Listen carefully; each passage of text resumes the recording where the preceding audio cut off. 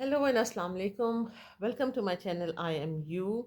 Um, Last time we discussed ADHD in women or girls. Today I'm going to discuss why ADHD in girls is missed in South Asia. Now we are going to, focus on the South Asian girls and women, and which is, I think, in South Asia there are many countries. The countries those countries are still struggling with the you can say learning disabilities or as far as the girls education and disabilities related to girls is they are concerned. So I'm going to discuss a little bit of it, like we discussed ADHD in women in my last lecture. Today we are going to discuss why ADHD in girls is missed in South Asia. Now, in our context, who is a good girl? If I ask somebody who's a good girl, so most probable answer will be a good girl is someone who's quiet, obedient, well mannered, responsible beyond her age.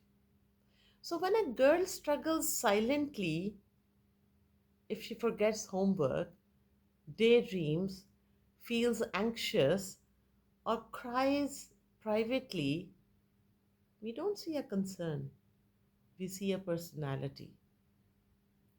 How many times have we said, she's sensitive, she just overthinks, she needs to try harder?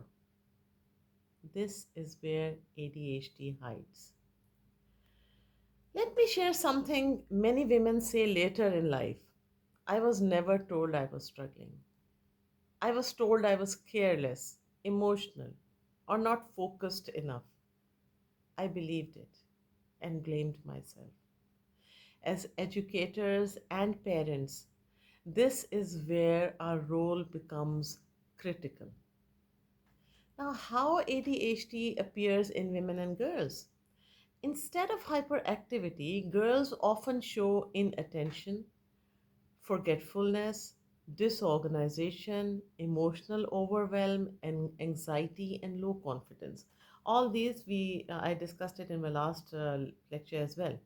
Now, considering the scenario in South Asia, these symptoms are often dismissed as drama, hormonal, weakness, and lack of discipline. But this is totally wrong. They are neurological, not moral. Now, next comes the gender expectations increase the burden in our girls. Girls are expected to study well, they are expected to help at home, they are expected to behave properly and perfectly, and they are also expected to manage emotions quietly. This requires strong executive functioning. And if somebody has ADHD makes this harder. But instead of support, girls learn to mask overworking, people pleasing, and silencing distress. Ask yourself, do my students feel safe to struggle? Now, for teachers, what this means in the classroom. As teachers, we must shift from why isn't she performing to what might be getting in her way. Now, the the steps which I'll be telling you, they are going to help. These instructions are going to help you. Now, number one, break instructions into steps, allow reflection time, reduce public shaming, value effort over speed, encourage questions privately. Inclusion is not lowering standards, it is removing barriers. Now, for parents, what this means at home. For parents, ADHD is not a failure of upbringing. So please stop thinking that maybe I'm not a good parent. So ADHD has nothing to do nothing to do with it. Emotional outbursts are not disrespect, and forgetfulness is not carelessness. Children need structure, patience, validation, professional understanding, not punishment. Now, one critical point is often ignored in South Asia is the the role of hormones. Now, hormones affect ADHD, and the symptoms even worse before menstruation, during adolescence, after childbirth, during menopause.